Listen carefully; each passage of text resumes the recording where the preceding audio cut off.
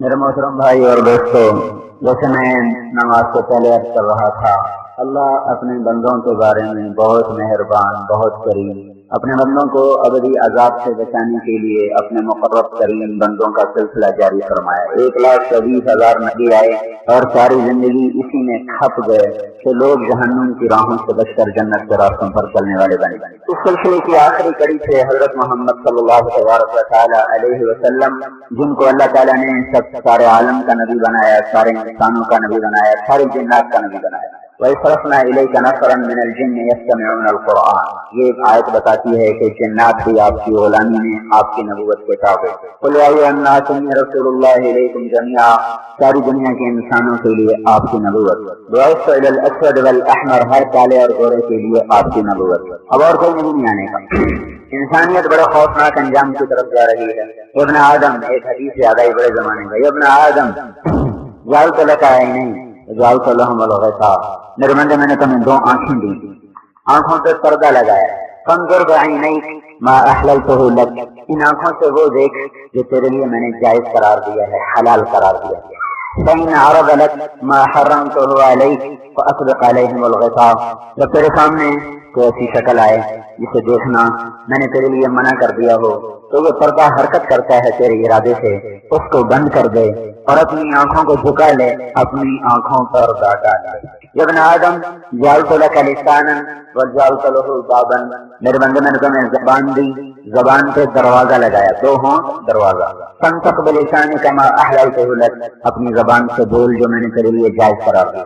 فإن عرض لك ما حرمته عليك اغلق عليك الباب، تیری زبان پہ گالی آ جائے، غیبت آ جائے، چغلی آ جائے، جھوٹ آ جائے، کتنا ہم غلط بولتے رہتے ہیں، تو جب زبان پہ ایسا کوئی بول آنے لگے تو اغلق علیک الباب، تو اپنا دروازہ بند کر لے، دروازہ بند کر لے، اس پر کوئی غلط بول آئے نہیں۔ ابن آدم جعلت لك فرجا وجعلت له ستا، میں نے تیرے اندر شہوت رکھی ہے تو شہوت کو قابو کرنے کی طاقت بھی رکھی ہے۔ فأخذ بفرجك ما أحللته لك، اپنی شہوت کو نکاح میں استعمال کر، زنا میں استعمال نہ کر، نکاح میں استعمال کر، حلال میں استعمال کر۔ فإن عرض لك ما حرمته عليك، اور اگر تیرے سامنے شیطان کوئی حرام کاری کے راہیں لائے تو ارخ علیک الستر، تو اپنی شہوت کو روک لے، اپنی شہوت کو روک لے، یہ حرام تم کے لیے نہیں تیرے اندر رکھی۔ یہ آخری جملہ سنایا تھا، اس پر ساری آپ سنائی۔ یا ابن آدم لا تطیق عذابی ولا تتحمل سخطی فتعصینی، میرے بندے سوچ سمجھ کے میری نافرمانی کرنا، یاد رکھنا نہ تو میرا عذاب سہ سکے گا نہ تو میرا غصہ سہ سکے گا۔ یہ بتانا تھا یہ جملہ، سوچ سمجھ کے میری نافرمانی کرنا، نہ تیرے اندر میرے غصے کو سہنے کی طاقت ہے نہ میرے عذاب کو سہنے کی تیرے اندر طاقت ہے۔ بھائیو، اس وقت دنیا بے لگام ہو چکی ہے اور خالق کو بھول چکی ہے، مخلوق میں گم ہو چکی ہے، مالک کو بھول چکی ہے، مملوک میں گم ہو چکی ہے، رازق کو بھول چکے ہیں اور مرزوق میں گم ہو چکے ہیں۔ ساری دنیا کا رخ شہوتوں کی طرف، یہ امت اپنا کام بھول چکی ہے۔ وَكَذَلِكُمْ جَعَلْنَاكُمْ أُمَّةً وَسَطًا، ہم نے تمہیں درمیان کی امت بنایا، لِتَكُونُوا شُهَدَاءَ عَلَى النَّاسِ، تم لوگوں پر گواہی دو، تم لوگوں کو بتاؤ، وَيَكُونَ الرَّسُولُ عَلَيْكُمْ شَهِيدًا، رسول تم پہ گواہی دے۔ یہ آیت اس امت کے بارے میں بڑی عظیم آیت ہے، اس امت کے بارے میں۔ ہماری حیثیت، ہماری ایک سفر میں آ رہا تھا تو یہ آیت پر غور کرتے کرتے بہت سی چیزیں سامنے آئیں۔ شہداء امتن وسطا، ہم سب درمیان کے ہیں۔ درمیان کا کیا مطلب ہے؟ آپ نے چکی دیکھی، چکی، اس کے درمیان ایک کیل ہوتا ہے جو اس کو گھماتا۔ اب تو جہازوں کی چکیاں ختم ہو گئی نا، تو گھر گھر چکی ہوتی تو کیل ہوتا ہے، ایک نیچے کا پارٹ ایک اوپر، درمیان میں کیل، اس کے گرد وہ چکی گھومتی ہے۔ وہ کیل ٹیڑھا ہو جائے تو چکی کا کام خراب ہو جاتا ہے، وہ کیل نکل جائے تو اوپر کا پارٹ نیچے کے پارٹ کے ساتھ مل جاتا ہے اور چکی بالکل بند ہو جاتی ہے۔ اللہ تعالیٰ ہمیں تشبیہ دے رہا ہے چکی کے درمیانی کیل کے ساتھ، امتن وسطا، ایک زمین کا پارٹ ہے، ایک آسمان کا پارٹ ہے۔ چکی کے دو پارٹ ہیں، ایک زمین ایک آسمان، اس کے درمیان میں ہو اے امت محمد تم کھڑے ہوئے۔ جب تم سیدھے ہوگے تو آسمان کی گردش بھی درست ہوگی، زمین کی گردش بھی درست ہوگی، آسمان کے تیور بھی ٹھیک رہیں گے، زمین کی نگاہیں بھی ٹھیک رہیں گی، اور تم اس کائنات میں معزز اور محترم بن کے رہو گے۔ جب تین یوں ہو جاتا ہے، یوں ہو جاتا ہے، تو اس کی گردش بے ترتیب ہوتی ہے، تو دانے دن سے باہر نکلنا شروع ہو جاتے ہیں۔ تو جب تم ٹیڑھے ہو گئے، یوں ہو جاؤ گے، یوں ہو جاؤ گے، نافرمان ہو جاؤ گے، تو پھر کیا ہوگا؟ زمین کے تیور بدلیں گے، فلک کی آنکھیں بدلیں گی۔ جو زمین تمہارے لیے غلے اگلتی ہے وہی تمہارے لیے آگ نکالے گی، جو آسمان تمہارے لیے رحمت کے فرشتوں کو اتارتا ہے وہی آسمان تمہارے لیے عذاب کے فرشتے لائے گا، جو ہوائیں تمہارا پیغام اٹھا کے چلتی تھی وہی ہوائیں تم پر طوفان بن جائیں گی، جو بارشیں تمہاری دعاؤں پہ ہوتی تھی اور زمین لہراتی تھی وہ بارشیں بند ہو جائیں گی، اور اب شروع ہو ان کو ایسے ندیاں اور نالے بہیں گے کہ تمہارے شہروں کو شہر اس میں بہتے چلے جائیں گے، ساری زمین آسمان کی ترتیب ٹوٹ جائے گی اگر تم سیدھے کو یا یوں ہو گئے یا یوں ہو گئے۔ لیکن جو کہ تم ہو پیارے، زمین بھی باقی رہے گی، آسمان بھی باقی رہے گا، نہ زمین ٹوٹے نہ آگرے۔ جب تک تم ہو ایک مسلمان بھی اتنا طاقتور ہے کہ جب تک ایک مسلمان اللہ کہنے والا موجود ہے زمین آسمان کا نظام قائم رہے گا، برقرار رہے گا، نہ کوئی توڑ سکتا ہے نہ کوئی ختم کر سکتا ہے۔ اور جب یہ تین نکل جاتا ہے تو اوپر کا پارٹ نیچے کے پارٹ پہ آ کے گر جاتا ہے اور سارے کام کو روک دیتا ہے۔ جس دن یہ امت نکل جائے گی، سورج مغرب سے نکلے گا، سورج مغرب سے نکلے گا، کافر ایک طرف ہو جائے گا، مومن ایک طرف ہو جائے گا، پھر اس کے بعد نہ کوئی مسلمان ہو سکتا ہے، نہ کسی کا ایمان قبول، نہ کسی کی توبہ قبول۔ اس کے بعد ایمان والے مرنا شروع ہوں گے، مرتے مرتے مرتے مرتے مرتے بالکل ختم ہو جائیں گے، اور پوری دھرتی پر ایک بھی کلمہ پڑھنے والا باقی نہیں بچے گا۔ جب یہ خون نکل جائے گا تو اب اللہ کو ایسے گندے انسانوں کی ضرورت نہیں ہے جو نہ اللہ کو پہچانے نہ آخرت کو پہچانے۔ جب تک ہم ہیں اللہ کائنات باقی رکھے۔ ایک مثال دیتا ہوں، گندم میں جب تک دانا کھڑا ہوتا ہے ہم اس کو پانی دیتے رہتے ہیں، نہ ہمیں اس کے نیچے کا ناڑ چاہیے، نہ اس کے اندر میں گھاس اگ جاتی ہے، پاسو اگ جاتا ہے، دندو چٹی اگ جاتی ہے، گندی جھاڑیاں اگ جاتی ہیں، نہ ہمیں وہ چاہیے، لیکن ہم پانی سب کو دیتے ہیں کہ دانا موجود ہے۔ دانے کی موجودگی کی برکت سے درخت کو بھی پانی ملتا ہے، ناڑ کو بھی پانی ملتا ہے، اور اس کی شاخوں کو بھی پانی ملتا ہے، پتوں کو بھی پانی ملتا ہے۔ دانے کی تو ساری گندی جھاڑی کو بھی پانی ملتا ہے، گھاس کو بھی پانی ملتا ہے، اور کانٹے دار جھاڑیوں کو بھی پانی ملتا رہتا ہے، ملتا رہتا ہے۔ ہم دیکھتے ہیں لیکن دانے کی بقا کے لیے ہم سب کو پانی دیتے ہیں۔ کھاد ڈالتے ہیں تو گندی جھاڑی بھی کھاد کھاتی ہے، گھاس بھی کھاد کھاتا ہے، سرسبز ہو جاتا ہے، ہرا ہو جاتا ہے۔ پھر ایک دن ہم نے رکھا ہوا ہے، جب ایک بڑی مشین آتی ہے ہارویسٹر، اور وہ اس میں ڈلتا ہے، یوں چلتا ہے، دانے الگ کرتا جاتا ہے، اور ناڑ کو باہر پھینکتا جاتا ہے، گندی جھاڑیوں کو پھینکتا جاتا ہے، دانے الگ ہوتے جاتے ہیں، گندا سامان الگ ہوتا جاتا ہے۔ تو جب سارے دانے اٹھ کے باہر آ جاتے ہیں تو جو پیچھے کھیت میں بچتا ہے اس کو ایک طرف سے آگ لگائی جاتی ہے، وہ آگ خود بخود سینکڑوں ایکڑ میں پھیلتی چلتی ہوئی ساری جھاڑیاں، سارے ناڑ کو، سارے پتوں کو، ساری گھاس کو جلا کے راکھ کر کے ختم کر دیتی ہے۔ میرے بھائیو، ان یوم الفصل کان میقاتا، اس سے پہلے ہے لنخرج به حبا ونباتا وجنات الفافا، اس کے ساتھ ہے ان یوم الفصل کان میقاتا۔ ان دو آیت کے جوڑ سے یہ سارا مضمون نکلتا ہے کہ جب تک مسلمان کا دانا باقی ہے گندی جھاڑی کفر کی بھی پیے گی، یہودیت کی جھاڑی بھی پانی پیے گی، عیسائیت کی جھاڑی کو بھی ملے گا، ہندو کو بھی ملے گا، سکھ کو بھی ملے گا، دہری کو بھی ملے گا، مشرق کو بھی ملے گا، ملحد کو بھی ملے گا، سب کو ملتا رہے گا۔ پھر ایک دن آئے گا ہارویسٹر والا، پھر ایک دن اللہ آئے گا ان یوم الفصل کان میقاتا، پھر ایک دن اللہ آئے گا اس فیصلے کے دن کے ساتھ، وہ کہے گا وامتازوا اليوم ایھا المجرمون، دانے ایک طرف ہو جاؤ، گندی جھاڑیاں ایک طرف ہو جاؤ، دانے ایک طرف ہو جائیں، ایمان والے الگ ہو جائیں، گندی جھاڑیاں الگ ہو جائیں، تو الگ ہو گئے، وہ الگ ہو گئے۔ جیسے ہم ایک طرف سے تیری کھینچتے ہیں اور سب کو آگ لگا دیتے ہیں، اور اس دن اللہ ساری کفر کی گندی جھاڑیوں کو اٹھا کر جہنم کی آگ میں ڈال دے گا، ہمارے خط و خاشاک کو جل کے راکھ ہو جاتے ہیں۔ کفر کی جھاڑی ایسی گندی جھاڑی ہے جو ابد الآباد جلتی رہے گی، پر خاک نہیں ہوگی، راکھ نہیں ہوگی۔ فذوقوا فلن نزیدکم الا عذابا، انہیں ہمیشہ عذاب ملتا رہے گا اور اس میں دردناک عذاب میں گرفتار رہیں گے۔ ایمان والے جب تک ہیں تو سب کو ملے گا.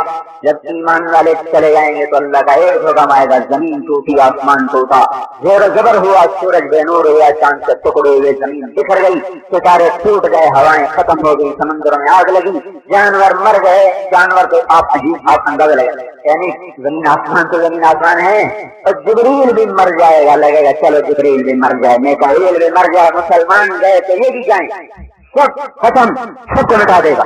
کذالک جعلناکم امۃ وسطا, تم درمیان کی امت ہو, درمیان کی امت ہو, تمہاری تو پھیل کائنات کھڑی ہے, تم مٹ جاؤ گے ہم کائنات مٹا دیں گے. تمہارا ایک بھی زندہ ہے تو سب کافر روٹی کھائیں گے, سارے مشرک روٹی کھائیں گے, سارے جہری روٹی کھائیں گے. جب تک ایک اس امت کا زندہ ہے قیامت نہیں آ سکتی.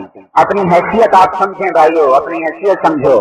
آپ پر زمین آسمان قائم کھڑا ہوا ہے, اور آپ اور میں اور آپ اللہ کے نافرمان ہو جائیں تو کتنی بڑی گراوٹ ہو گئی. جو ہماری وجہ سے کائنات کا نظام چلائے, ہم اسی سے ٹکرا کے باغی ہو جائیں, اسی کو سجدوں کا انکار کر دیں, اسی کی شریعت کا مذاق اڑایا جائے, اسی کے حکموں کو ہر گلی بازار میں توڑا جائے. اس نے پہاڑوں کو سب چادر پہنائی, ٹھنڈی ہوائیں چلائیں تاکہ میرا شکر ادا کریں, اور ہم ان ٹھنڈی ہواؤں کو اپنی نافرمانی سے گرم کر دیں. ان کو سب چادر پہنائی کہ دیکھ کر میرے شکر میں سجدے لمبے کریں, اور ہم ساری نمازیں چھوڑ دیں. تو ہم سے بڑا ظالم کون ہوا؟ دیکھتے نہیں کہ پنجاب میں کیا آگ برس رہی ہے. آپ لوگوں کو تو سجدے سے سر نہیں اٹھانا چاہیے, اور یہی نمازیں غائب, فرض نمازوں کی چھٹی. تو جس کی برکت سے کائنات قائم ہے یہ امتن وسطا, امتن وسطا. تمہاری تو پھیل تو جہان قائم ہے. تو ہمارا کام کیا ہے؟ ہم آئے ہیں, ہم پر چکی چل رہی ہے, ہماری برکت سے چکی چل رہی ہے. ہم ٹیڑے ہوں گے تو چکی ٹیڑھی ہوگی. چکی ٹیڑھی ہونے کا کیا مطلب؟ سر نفرتیں آئیں گی, عداوتیں آئیں گی, کافر مسلط ہو جائیں گے, مشرک مسلط ہو جائیں گے, دشمن کا خوف طاری ہو جائے گا, روٹی کے چکر میں گرفتار ہو جائیں گے, عزت کے معیار ختم ہو جائیں گے, ذلت بھول جائیں گے, ساری عقل ان کی مسخ ہو جائے گی.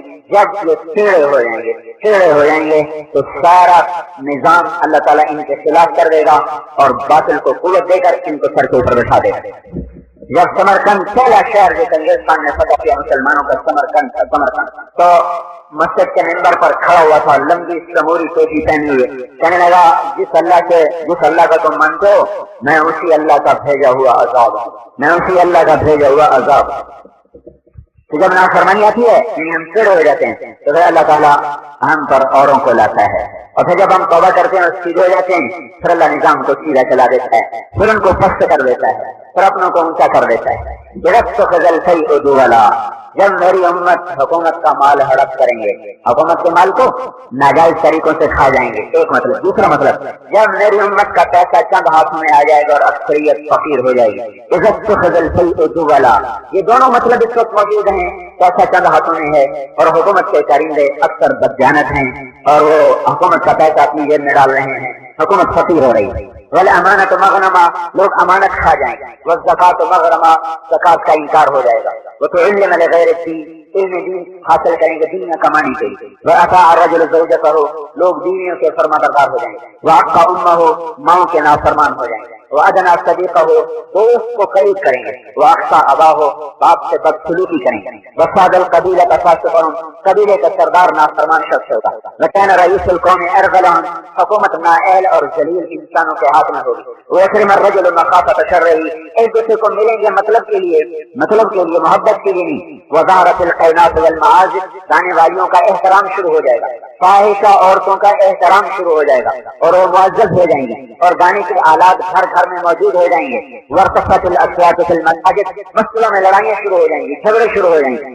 اور شربت الخمور, اور شراب پی جائے گی. ولبس الحریر, اور لوگ ریشم پہنیں گے. اور جب یہ میری امت کرے گی, جب یہ کام میری امت کرے گی تو پھر کیا ہوگا؟ ان پر سرخ آندھیاں آئیں گی, ریحا حمراء, وزلزلت, زلزلے آئیں گے. ومسخن, یہ مسخ ہوں گے. وقذفن, ان پر پتھروں کی بارش ہوگی. وآیات متتابعات, ان پر اوپر نیچے عذاب آئیں گے. جب تک یہ توبہ نہیں کریں گے اللہ کا نظام نہیں بدلے گا. تو ہم امت وقت ہیں, امت وقت. جب ہم ٹیڑے ہوں گے تو سارا نظام ٹیڑھا ہو جائے گا, اور جب ہم سیدھے ہوں گے تو سارا نظام سیدھا چلے گا. ہمارا سیدھا ہونا کیا ہے کہ ہم اللہ کی گواہ ہیں, اللہ ہے، کائنات کا مالک ہے، بحر و بر کا خالق ہے، بحر و بر پر قابض ہے. یہ گواہی ہم نے ساری دنیا کو شہداء علی الناس. یوں لگتا ہے جیسے اللہ نے پوری دنیا کو کمرہ عدالت بنا دیا ہے. ایک طرف اللہ کے وکیل کھڑے ہیں، ایک طرف شیطان کے وکیل کھڑے ہیں. اللہ کے وکیل انبیاء ہیں، شیطان کے وکیل انسان بھی ہیں اور جنات بھی ہیں. ان دونوں کے دلائل بڑے گرما گرم چل رہے ہیں. شیطان کے وکیل دلائل دے رہے ہیں صحیحہ کلمات توعدون، موت کے بعد کچھ نہیں، سب جھوٹ ہے، سب جھوٹ ہے، سب جھوٹ ہے. اور رحمان کے وکیل دلائل دے رہے ہیں ان وعد اللہ حق، اللہ کا وعدہ سچا ہے، سچا ہے، تمہیں زندہ کرے گا، تمہیں زندہ کرے گا. شیطان کے وکیل کہہ رہے ہیں انا لمردودون فی الحافرہ اذا كنا عظاما نخرہ. بلا قبروں میں جا کر واپس آیا، قبر سے نکل کر اوپر واپس آیا، ہڈیاں پرانی ہو کر بکھر گئی، کوئی زندہ ہو کے آیا.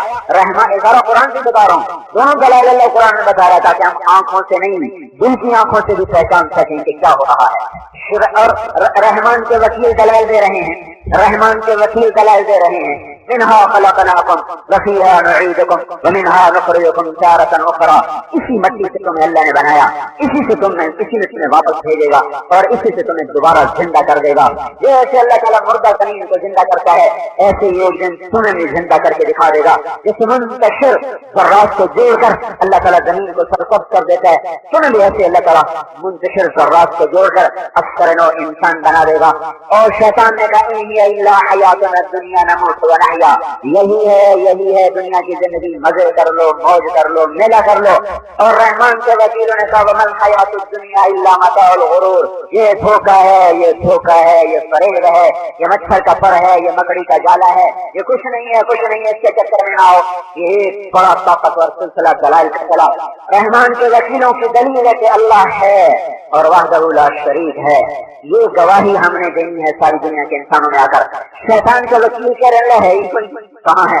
کہاں ہے تو دکھاؤ، کہاں ہے تو دکھاؤ، کہاں ہے تمہارا رب؟ کوئی نہیں، کوئی نہیں. ما یہلکنا الا الدہر، ہمیں تو نیچر مارتی ہے، ہمیں تو فطرت مارتی ہے، جس کو مدر نیچر کہتے ہیں. مدر نیچر، ہم تو فطرت سے پیدا ہوتے ہیں، فطرت سے مر جاتے ہیں. اللہ ہے ہی کوئی نہیں، اللہ ہے ہی کوئی نہیں. تو ہم اس کی گواہی دینے ہیں کہ اللہ ہے. پہلے اپنے نبی کی گواہی سن. ہمارے نبی نے کیسے گواہی دی؟ ہمارے نبی انبیاء دلیل دے رہے ہیں، انبیاء دلائل دے رہے ہیں، ہم بھی ان کے ساتھ شریک ہیں. تو اپنے نبی کی سنو. اللہم فاطر السماوات والارض، اے زمین آسمان کے بنانے والے، عالم الغیب والشہادہ، غیب اور حاضر کو جاننے والے، ذل جلال والاکرام، اے بڑائی، بزرگی اور عزت والے. اللہم فاطر السماوات والارض، عالم الغیب والشہادہ، ذل جلال والاکرام. کتنے باعزت ناموں سے پکارا. فإنی آحد الیک فی ہذہ الحیاۃ الدنیا، میں اس دنیا کی زندگی میں تیرے ساتھ عہد کرتا ہوں. واشہدک، اور میں تجھے اپنا گواہ بناتا ہوں. وکفی بک شہیدا، اور تجھ سے بڑا کوئی گواہ ہے کوئی نہیں. انی اشہد ان لا الہ الا انت، میں گواہی دیتا ہوں تو ایک ہے، تیرے سوا کوئی نہیں. وحدک، تو اکیلا، لا شریک لک، تیرا کوئی شریک نہیں. لک الملک، بادشاہی تیری، ولک الحمد، سب تعریف تیری. لک الملک ولک الحمد وانت علی کل شیء قدیر، اور تو ہر چیز پر قادر مطلق. واشہد ان محمدا عبدک ورسولک، اور اپنی گواہی خود دے رہے، اور میں گواہی دیتا ہوں کہ میں محمد تیرا بندہ ہوں، تیرا رسول ہوں. واشہد، اور میں گواہی دیتا ہوں ان وعدک حق ولقاءک حق والجنۃ حق والساعۃ آتیۃ لا ریب فیہا وانک تبعث من فی القبور. میں گواہی دیتا ہوں کہ اللہ تیری ملاقات سچ ہے، تجھ سے ملاقات ہونے والی ہے. تیرا وعدہ سچا ہے کہ تو زندہ کرے گا، جنت کی حق ہے، قیامت کی حق ہے، اور تو مردوں کو زندہ کرے گا. ایک طبقہ جنت میں جائے گا، ایک طبقہ جہنم میں جائے گا. یہ اپنے نبی کی دیکھو کیسے خوبصورت گواہی. یہی گواہی دینا ہمارے ذمہ ہے. یہ سارے عالم کے انسانوں کو بتانا کہ اللہ ایک وحدہ لا شریک ہے، جس کے ہاتھ میں سب کچھ ہے، سب اس کے ارادے سے بنا، اس کے ارادے سے باقی ہے، اس کے ارادے سے زندگی ہے، اس کے ارادے سے موت ہے، اس کے ارادے سے مری کے پہاڑوں نے سبز چادر پہنی، کوئٹہ کے پہاڑوں نے سیاہ چادر پہنی، سکردو کے پہاڑوں نے سفید چادر پہنی. اسی کے ارادے سے سمندروں کا پانی کڑوا ہوا، مری کے چشموں کا پانی میٹھا ہوا. اسی کے ارادے سے دریاؤں کا رخ شمال کو چلا، اسی کے ارادے سے لکڑی میں سے پھل نکلا، پھل کا رنگ اس نے اپنی قدرت سے چڑھایا، مٹھاس اللہ نے اپنی قدرت سے بھری، ذائقے اللہ نے اپنی قدرت سے بھرے۔ ایک وقت میں وہ اللہ، ایک وقت میں بیان کر رہا ہوں، اب اس میں لکھ تو نہیں سکتا، میں بیان کر رہا ہوں تب نماز تو نہیں پڑھ سکتا، میں بیان کر رہا ہوں تب روٹی تو نہیں کھا سکتا۔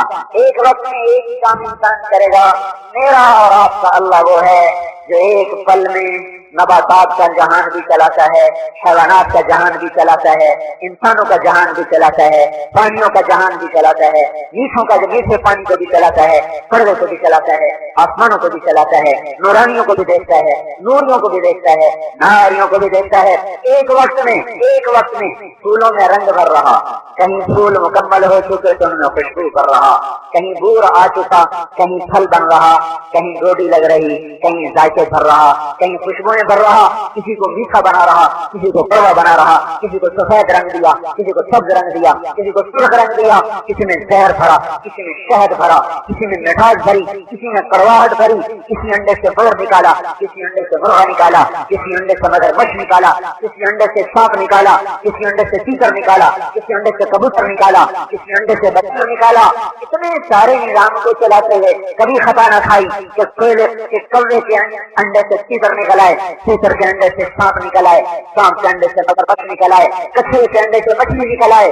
لاکھوں کروڑوں اربوں مچھلیوں نے انڈے دیے، مچھروں نے انڈے دیے، مکھیوں نے انڈے دیے، شہد کی مکھی نے انڈے دیے، پرندوں نے انڈے دیے، کوئی گھونسلے میں، کوئی پانی میں، کوئی زمین کے اندر، کوئی جوہر میں، کوئی گندے پانی میں، کوئی میٹھے پانی میں، کوئی اوپر کوئی نیچے، کسی نے ٹوکرے کے نیچے، کسی نے پتوں کے نیچے، کسی نے درخت کے نیچے، ساری کائنات کے انڈوں پر نظر رکھتے ہوئے مچھر میں سے مچھر نکال رہا، مور میں سے مور نکال رہا، اس کے رنگ بھی بھر رہا، اس کے رنگ بھی بدل رہا، اس کی ٹانگوں کو اس کے حساب سے بنا رہا، مرغابی کے اندر پردے لگا رہا تھا کہ تیرنا اس کو آ سکے، اور عقاب کے پنجے بنا رہا تھا کہ چھپٹا مار سکے، چونچ کو ٹیڑھا کر رہا تھا کہ گوشت کو کھا سکے۔ اس سارے نظام کو چلاتے ہوئے انسان کی شکل بنا رہا، ماں کے پیٹ میں نطفہ ٹھہرا رہا، اس کو علقہ بنا رہا، اس سے مجرا بنا رہا، اس میں ہڈیاں بھر رہا، کہیں ناک لگا رہا، کہیں کان لگا رہا، کہیں روح ڈالی جا چکی، کہیں بچہ حرکت میں آ چکا، کہیں باہر آنے کو تیار، کہیں بچہ بن رہا، کہیں بچی بن رہی، کہیں ناقص بن رہا، کہیں مکمل بن رہا، کہیں پہلے گر رہا، کوئی پورا ہو کے آ رہا۔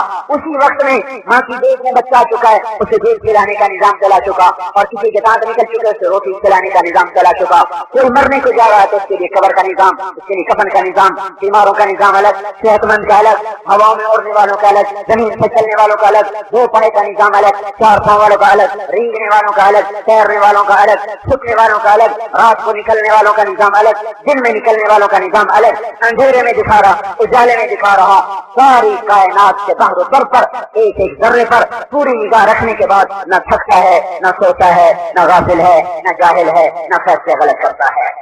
بھائیو، اللہ سے اثر لو، اللہ کے واسطے اللہ سے اثر لو۔ کن لوگوں سے اثر لے گئے؟ اپنے جیسے سے تو لے گئے، موزن صاحب، MPA صاحب، چودھری صاحب، اور یہ آپ جیسے انسان ہیں، نہ اپنی مرضی سے یہ زندہ ہیں، نہ اپنی مرضی سے یہ مر سکتے ہیں۔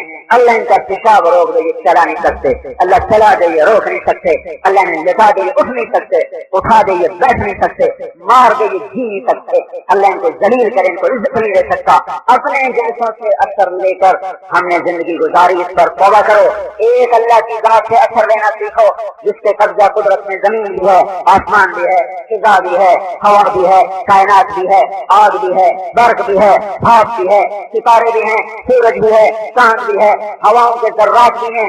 ایک ایک چیز جس کے قبضہ قدرت میں ہے، اس اللہ کا اثر دل میں اتارنا، یہ اس امت کی ذمہ داری ہے۔ امتن وقفا، شہداء گواہ، بتانے والے، کیونکہ آپ کو پتا ہے آخری فیصلہ تو پھر گواہوں پر ہوتا ہے۔ گواہ، وکیلوں نے دلائل دی، مدعی کے وکیل کی دلیل آئی، مدعا کے وکیل کی دلیل آئی، پھر گواہ لگے، جس کے گواہ لگ گئے اس کے حق میں فیصلہ ہو گیا۔ ادھر انبیاء کے دلائل، ادھر شیطانوں کے دلائل۔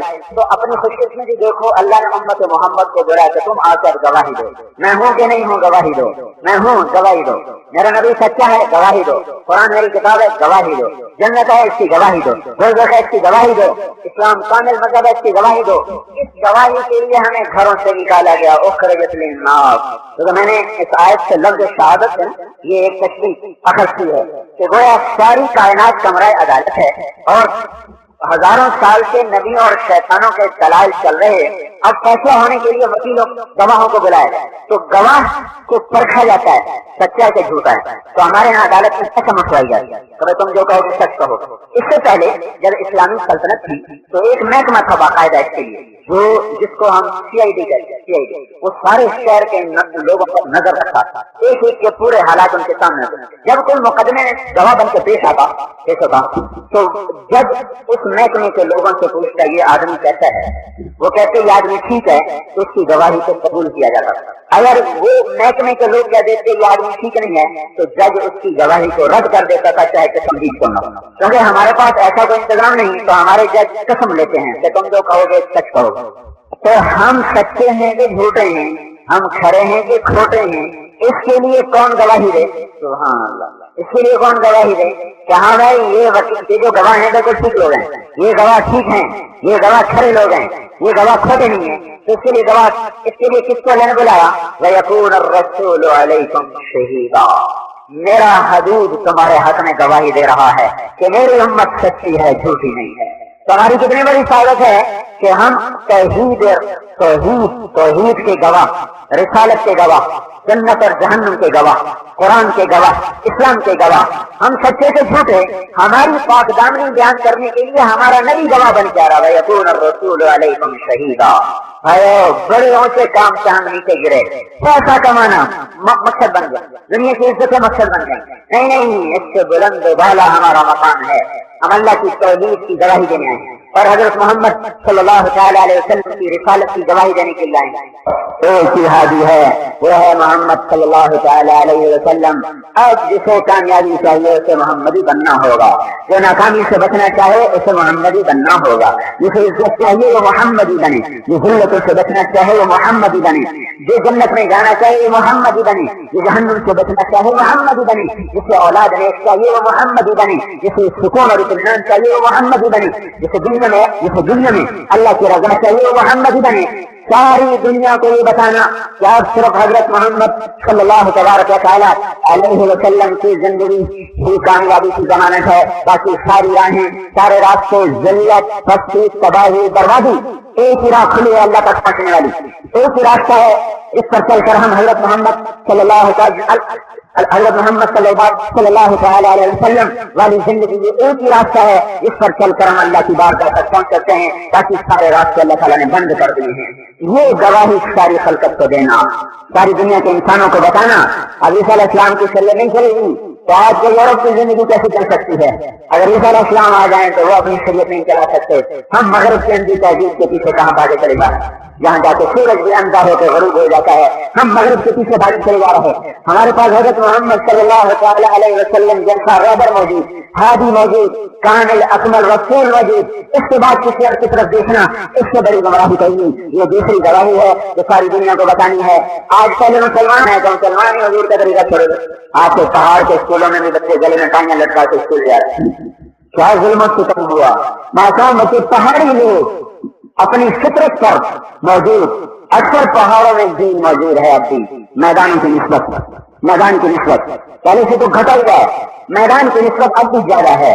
जब यहाँ भी मासूम बच्चे गले में टांगियां लटका के स्कूल जा रहे हों तो मालूम हुआ कि यहाँ भी आग लग चुकी है, यहाँ भी घर जलने को है, अब क्षमा बुझने को है।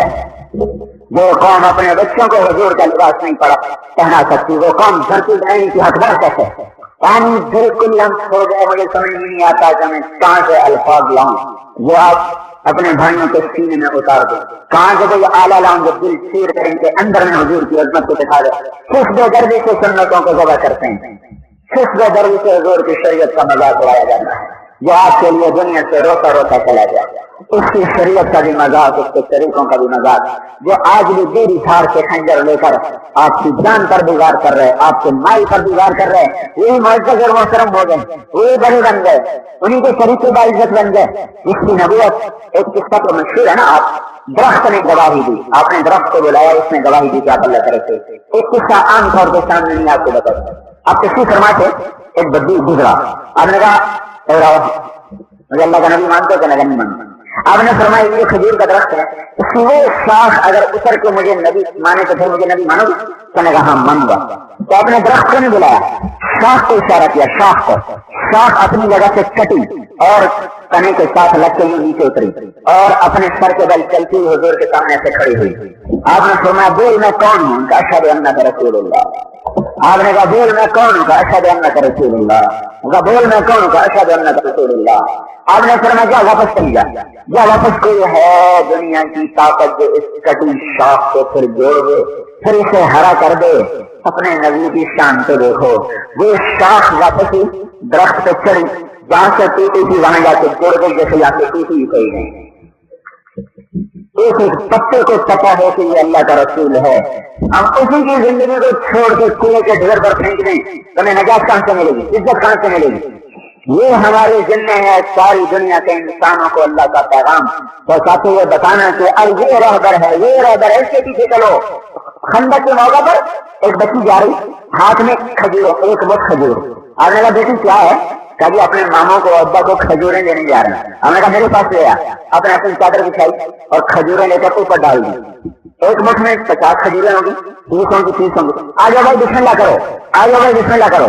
10-12 آدمی چادر کے گرد بیٹھ گئے، جو وہ ہاتھ بڑھاتے کھجور اٹھانے کے لیے کیوں کھجوریں ایک دم دگنی ہو جاتی، پھر کھاتے دگنی ہو جاتی، پھر کھاتے دگنی ہو جاتی۔ وہ ایک مٹھ کھجوروں کو 1000 آدمی پیٹ بھر کے کھا کے اٹھ گیا، اور کھجوریں پہلے سے دگنی ہو کر پوری چادر سے پھیل چکی تھی۔ آپ نے باٹی کو لپیٹا کہ جاؤ اس بچی کے گھر پہنچا دو، جس کی اطاعت کے لیے نباتات سر جھکا دیں، حیوانات سر جھکا دیں، جنات سر جھکا دیں، باہر بر جس کے لیے سر جھکا دے۔ جب یہ خیبر فتح ہوا تو ایک گدھا مال غنیمت میں آیا، وہ آگے بڑھ گیا، یا رسول اللہ آپ آخری نبی ہیں، میں اپنی نسل کا آخری گدھا ہوں، میرے باپ دادا پر نبیوں نے سواری کی ہے، آپ مجھے اپنے حصے میں رکھ لیں، آپ مجھے اپنے میں رکھ لیں۔ تو آپ نے اس کو اپنے لیے قبول فرمایا، اس کا نام تھا یعفور۔ تو آپ گاہے گاہے اس پر سواری فرمایا کرتے، کبھی کسی کو بلانا ہوتا تو اسے فرماتے جا فلاں کو بلا کے لے آ، کوئی آدمی نہیں ہوتا تو اس کو بھیجے، وہ جا کے سیدھا اس صحابی کے دروازے میں ٹکر مارتا، وہ باہر نکل کے دیکھتا تو یعفور کھڑا ہوتا، تو سمجھ میں آ جاتا کہ رسول اللہ نے بلایا۔ جس دن آپ کا انتقال ہوا اس دن یعفور کی بھی ہائے ہائے تھی،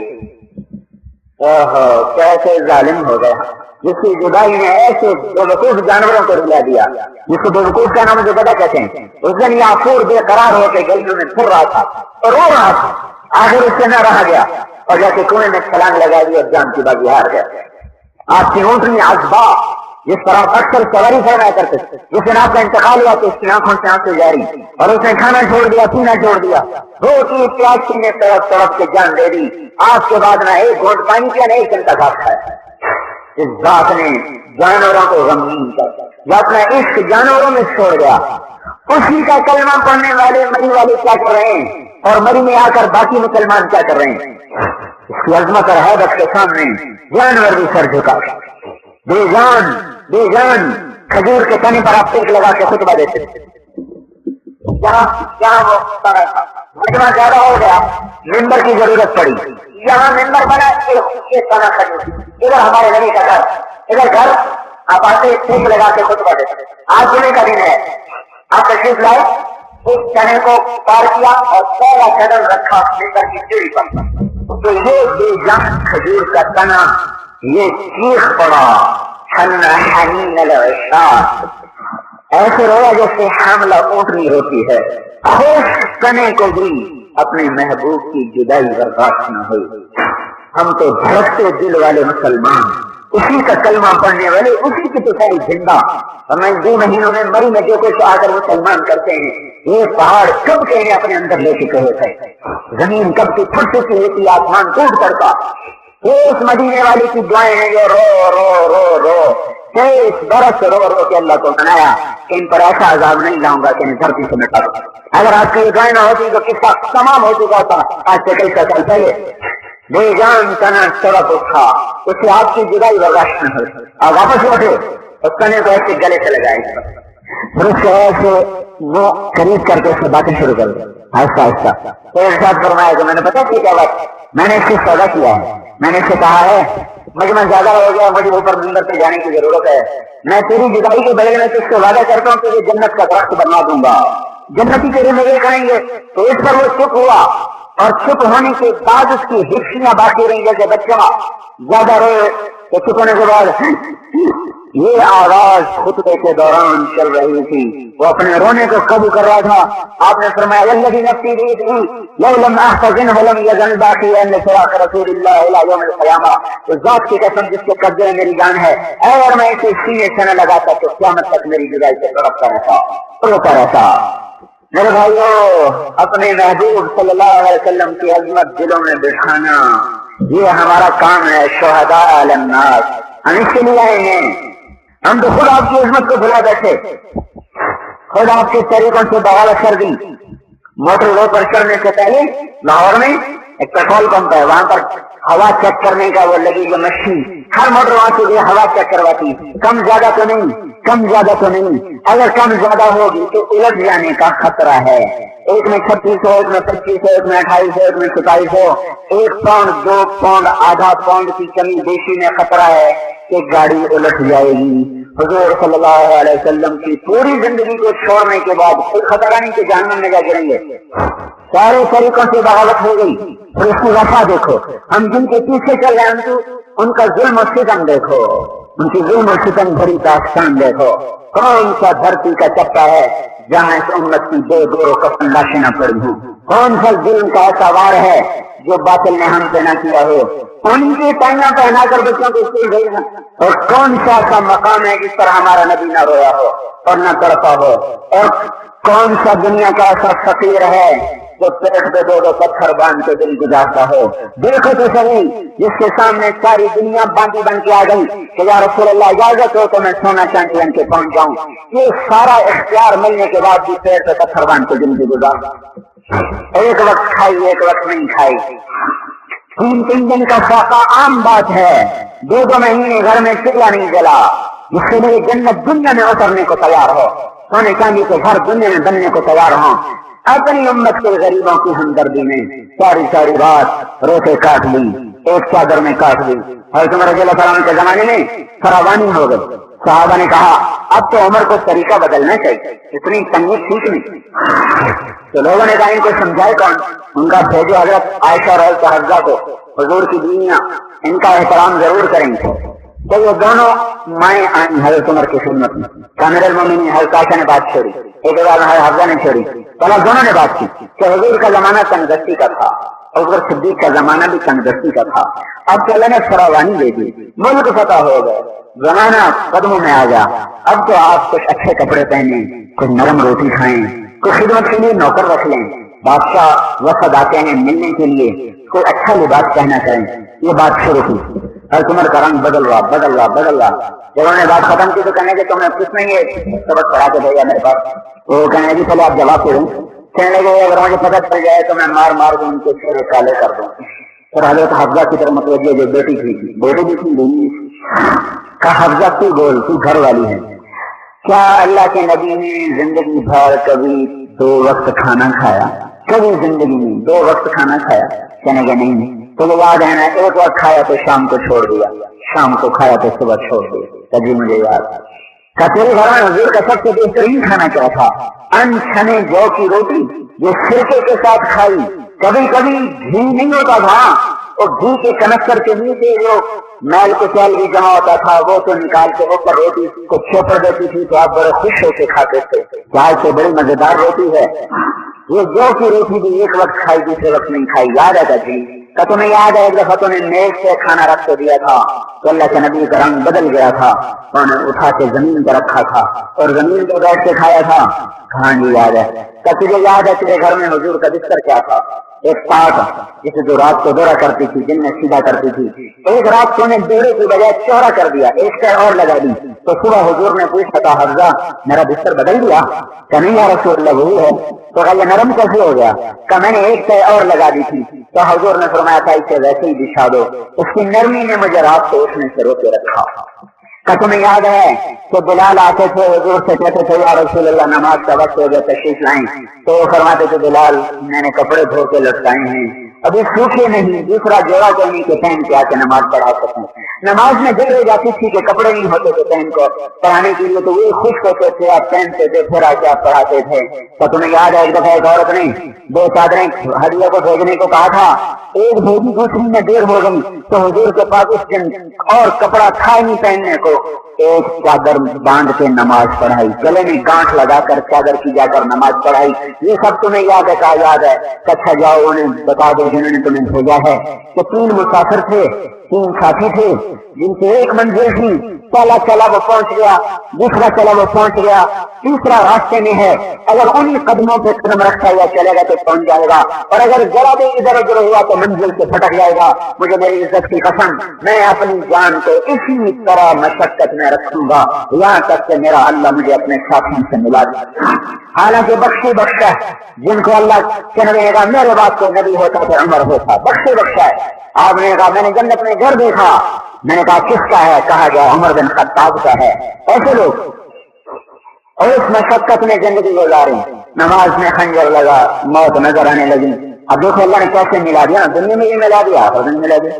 اپنے بیٹے سے فرمایا جاؤ حضرت عائشہ سے پوچھ کے آؤ کہ عمر اپنے ساتھیوں کے ساتھ دفن ہونے کی اجازت کیا تھا، اجازت ملے تو پھر مجھے وہاں لے جانا، نہیں تو مجھے جنت البقیع میں ڈال دیں۔ عبداللہ بن عمر آیا حضرت عائشہ سے پوچھنے کے لیے، تو آگے بیٹھی اپنے گھر میں رو رہی، تو نے عرض کی اما جان میرا باپ عمر اپنے ساتھیوں کے ساتھ دفن ہونے کی اجازت کیا تھا؟ حضرت عائشہ رضی اللہ تعالیٰ عنہا اور زیادہ رونے لگی، فرمایا یہ جگہ تو میں نے اپنے لیے رکھی، اپنے باپ اور خاندان کے ساتھ میں بھی سو جاؤں، لیکن اگر عمر کا مطالبہ ہے تو وہ اس جگہ کا مجھ سے زیادہ حقدار ہے، میں اجازت دیتی ہوں۔ جو قوم اپنا ماضی بھول جائے انہیں مستقبل کی راہی کیسے سیکھی؟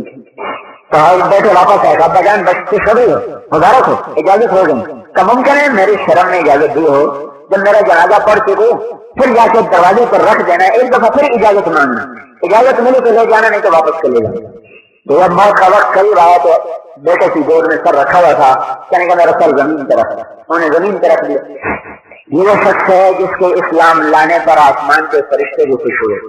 جب آپ نے کلمہ پڑھا زید دار ارقم میں، زید بن ارقم کے گھر میں، اور سارے صحابہ نے خوشی سے تکبیر پڑھی تو جبریل بھی اتر آیا، کہا یا رسول اللہ آپ کو خوشی ہو رہی عمر کے اسلام لانے کی؟ کہا تو جبریل نے کہا آسمان کے فرشتے بھی خوش ہو رہے عمر کے اسلام لانے میں۔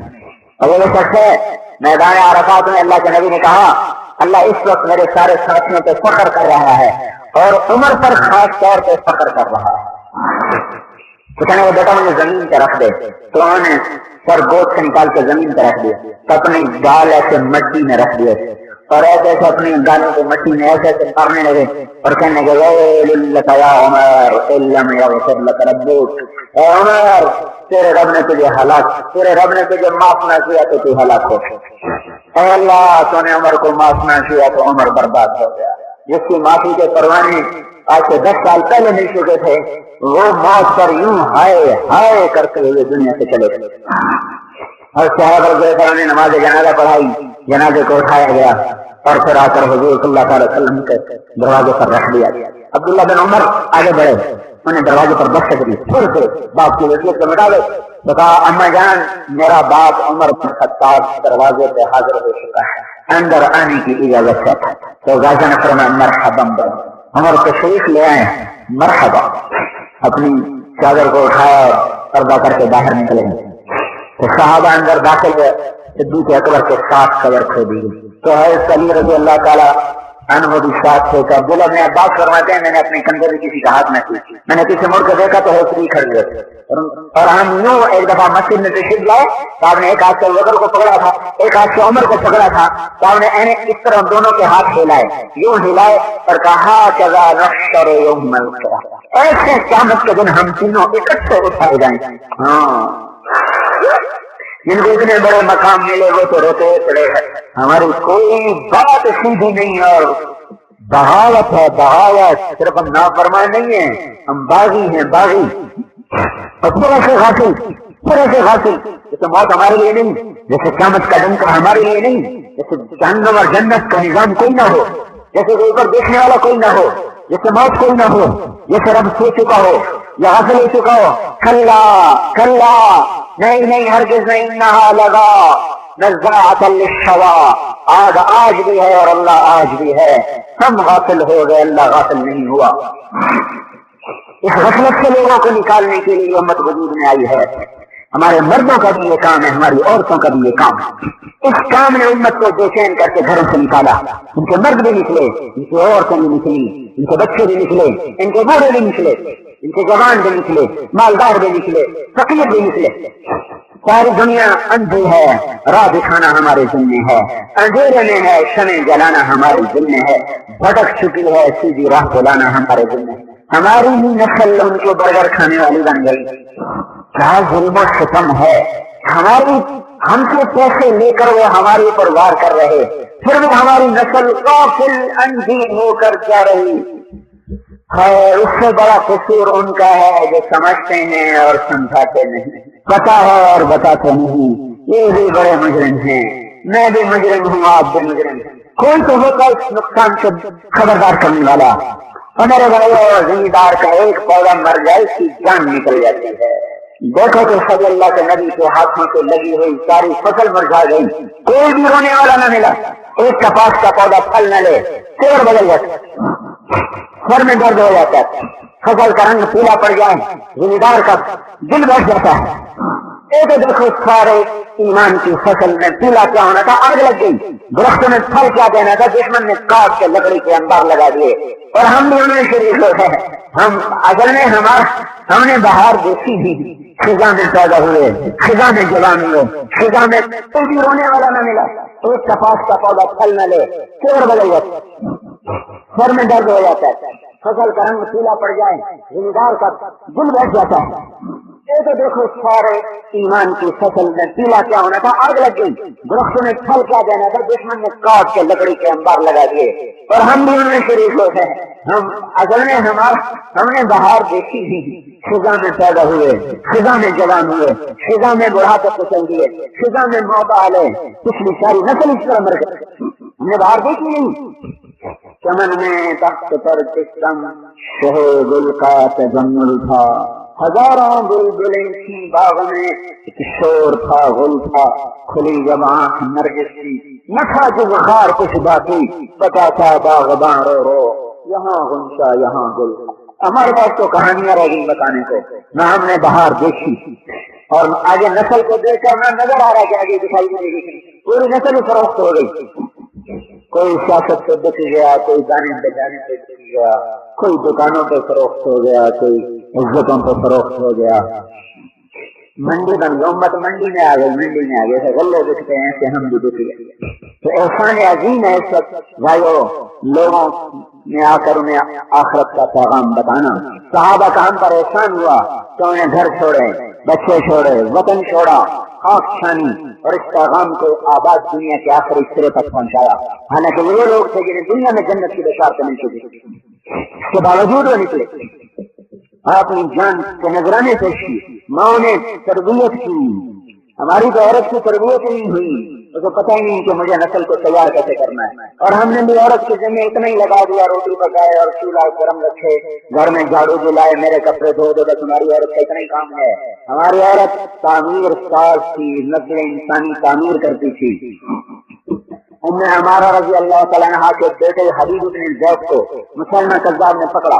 کہنے لگا ایک دفعہ کہہ دے میں اللہ کا رسول تو میں چھوڑ دوں گا. وہ کہنے لگا مجھے سنائی نہیں دیتا وہ کیا کہتا ہے. وہ کہنے لگا محمد اللہ کے رسول ہیں.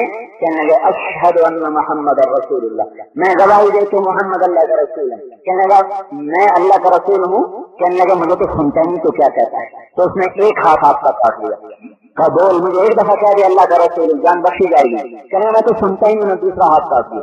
پھر کہنے لگا اب بھی موقع ہے بول دے کا، مجھے سنا ہی نہیں تھا، ایک پاؤں کاٹ لیا. پھر کہا اب بھی موقع ہے تو مجھے سنتا ہی نہیں تھا، دوسرا پاؤں کاٹ لیا. پھر کہا اب بول دے، اب بھی موقع ہے تو مجھے سنا ہی نہیں دیتا، کان کاٹ دیا.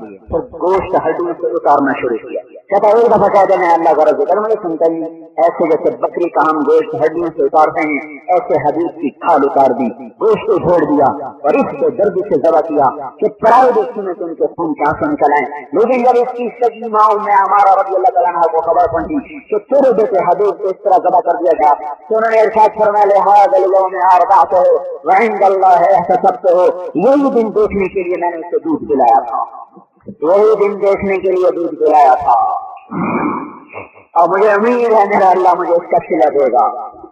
جیسے ہماری مردوں کی تربیت نہ ہوئی، عورتوں کی تربیت نہ ہوئی، اللہ تعالیٰ کے نبی نے پہلے دن سے اپنی امت کو اس محنت پر زندہ کر کے کھڑا کیا، عورتوں کو شریک کیا، مردوں کو شریک کیا، شادیاں بہت زیادہ کی، شوق تھا شادیوں کا شوق ہوتا تو 25 سال کی عمر میں 40 سال کی عورت سے شادی کرتے، 25 برس سے، اور ہمارا نبی تھا کیسا، ام معبد الخزاعیہ کہ خیمے سے آپ کا گزر ہوا، اس کو بکری کا دودھ نہیں تھا، آپ کو پیاس لگی بھوک بھی تھی، شام میں کچھ کھانے کو ملے گا، کچھ بھی، کیا یہ بکری کیسی ہے، کیا اس میں تو دودھ نہیں، کیا ادھر میرے پاس لیا، تو آپ بکری کو آپ نے لیا اور اس کے تھن پہ ہاتھ مارا اور تھن دودھ سے بھر گئے۔ ہم نے کہا برتن لیا، تو برتن لایا، آپ نے سارے برتن بھر دی، پھر ایک پیالے میں خود کیا اور گور کو پلایا، جو ساتھ راستہ بتانے والا تھا اس کو پلایا اور آگے چل دیے۔ جب کھانے لایا شام کو دیکھا تو گھر میں دودھ کہیں کہاں سے آ گیا، کہ ایک کوئی برکت والا نوجوان آیا تھا جس کے ہاتھوں میں ایسی برکت تھی کہ اس بکری نے دودھ دینا شروع کر دیا۔ تو وہ کہنے لگا وہ کیسا تھا، مجھے بتاؤ تو مجھے لگتا ہے کہ وہ جو مکے سے نکلا ہوا کہیں وہ نہ ہو۔ تو وہ کہنے لگی ظاہر الوباء، بڑا صاف ستھرا تھا، میلے کو چلے رہنا کوئی اسلام نہیں، میلے کو چلے رہنا کوئی اسلام نہیں۔ ہمارے نبی کے کپڑے قیمتی نہیں ہوتے تھے، صاف ستھرے ہوتے، میلے رہنا کوئی بزرگی نہیں، وہ جو بالکل۔ اور ہمارے یہاں تو جہالت کا ایسا دور ہے نا، جس بالوں میں مٹی پڑی ہو، ساڑی بکھری ہو، کپڑے میل چڑھی ہو، جسم پہ میل چڑھی ہو، وہ سرکار بن جاتی ہے، کون سی ہوئی سرکار، اور بالکل ہی ننگا ہو جائے تو مجذوب سرکار۔ ایسی جہالت، ہمارے ملتان میں ایک مجذوب تھا، ننگ دھڑنگ خلقت کٹھی رہتی تھی، عورتیں مرد بیٹھ جس کو وہ گالی نکال دیتا، کہتے سائیں مبارک ہو سرکار، گال کر تمہارا بیڑا کر جائے۔ اس قدر جہالت پنجاب کی سرزمین بھی عجیب ہے، اس نے نبی کو جگہ دے دی تو پیروں کو کیسے نہیں دے، جھوٹے پیر تو ان کا گلا کیا کریں گا، تو جھوٹا نبی چل گیا۔ اور قادیان پنجاب میں ہے، مصر کی پنجاب میں، ہمارا نبی کیا کہتا، ظاہر الوباء، صاف ستھرے کپڑے پرانے صاف ستھرے، ابلج الوجه، چمکتا چہرہ، روشن چہرہ، لم تعبه خجلہ، موٹے نہیں تھے، یہ عورت بتا رہی، موٹے نہیں تھے، لم تجری به سعلہ، گندے نہیں تھے، وسیم قصیم، فی عینیہ وقت، فی صوته سحل، فی شعره رجل، فی عنقه فتى۔ سبحان اللہ، یہ ایسے الفاظ ہیں جن کا ترجمہ بھی میں نہیں اردو میں کر سکتا پورا۔ کیا پوچھتے ہو اس کا، اس کی آواز میں ایک جادو تھا، اس کی آنکھوں میں ایک کشش تھی، اس کی گردن میں ایک بلندی تھی، اس کے چہرے پر ایک نور تھا۔ وسیم قسیم، وسیم کسے کہتے ہیں، خوبصورت، قسیم بھی خوبصورت، لیکن وسیم وہ خوبصورت ہے جس سے جتنی دفعہ دیکھو اتنی دفعہ اس کا حسن بڑھتا ہے۔ وسیم وسامت، جب دیکھا پہلے سے زیادہ خوبصورت، جب دیکھا پہلے سے زیادہ خوبصورت، جب دیکھا پہلے سے زیادہ حسین، جب دیکھا پہلے سے زیادہ جمال و کمال۔ تب وہ کیا پوچھتے ہو، وسیم تھا، جتنی دفعہ نظر اٹھی اتنی دفعہ پہلے سے زیادہ خوبصورت نظر آیا۔ قسیم تھا، قسیم کسے کہتے ہیں، قسیم فلانا بڑے قد، تھوڑے قد دے، مطلب قد تو لمبا ہے، شکل ایسی نہیں۔ فلانی کی آنکھیں بڑی خوبصورت ہیں، کیا مطلب آنکھیں تو بڑی خوبصورت ہیں، ناک ایسا نہیں۔ جب ہم کسی ایک چیز کی تعریف کرتے ہیں تو ساتھ ہی اس بات کی علامت ہوتی ہے کہ باقی حسن ایسا نہیں، جیسا اس کی ناک کا ہے، جیسا اس کی آنکھ کا ہے، جیسا اس کے قد کا ہے، جیسا اس کے ہاتھ کا ہے، پاؤں کا ہے۔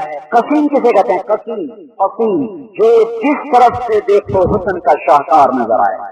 تو یہ دنیا میں ایک ہی آیا، وسیم قسیم، وسیم قسیم، یہ دنیا میں ایک ہی آیا، جدھر سے دیکھو حسن میں شاہکار، جدھر سے دیکھو حسن میں باکمال، اور جتنی دفعہ دیکھو اتنی دفعہ حسن بڑھتا جائے، بڑھتا جائے، بڑھتا جائے، اتنی دفعہ وہ کمال کی طرف چڑھتا چلا جائے۔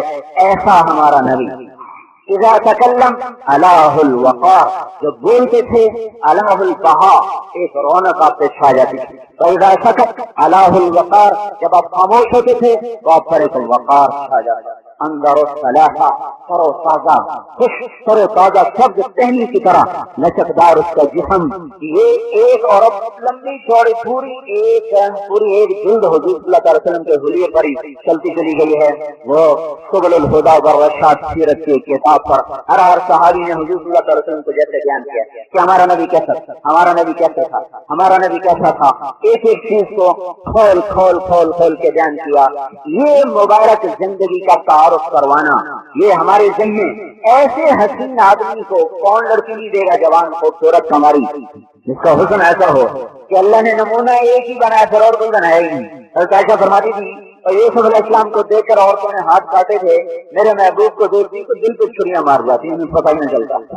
آپ کا ظاہری چمک نور ایسا تھا جب کبھی آپ کے ماتھے پر پسینہ آ جاتا تھا نا تو اس میں سے شوائیں نکلنا شروع ہو جاتی. چرخا کاٹ رہے ہیں چرخا. آگے حضور بیٹھے ہوئے تھے گرمی اور آپ اپنا کوئی جوتا ٹھیک کر رہے تھے یا کپڑا ٹھیک کر رہے تھے تو پسینے سے قطرے ماتھے پر آ گئے، وہ چمکنے لگے. تو عائشہ نے چرخا چھوڑ کے آپ سے دیکھنا شروع کر دیا. تو آپ نے کیا دیکھ رہی ہو؟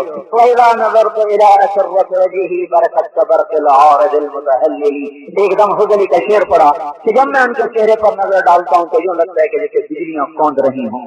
ایسے آپ کا پسینہ ایسے خوبصورت ہو جاتا تھا تو آپ کی ذات کیسے حسین نہ ہوگی. تو 40 سال کی عورت سے شادی کرنے کا کیا ضرورت ہے جس کے 2 نکاح پہلے ہو چکے ہوں، ہر نکاح سے اولاد بھی موجود ہو، پھر ان سے تیسری شادی.